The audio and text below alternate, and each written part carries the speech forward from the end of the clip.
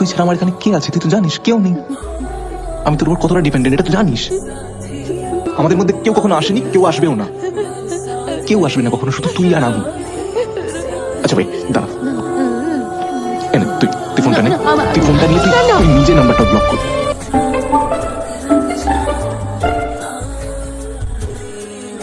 আমি নিশানের জন্য অপেক্ষা করব লাইফ লং। তুই রাখ, আমি নিশানকে ফোন করব।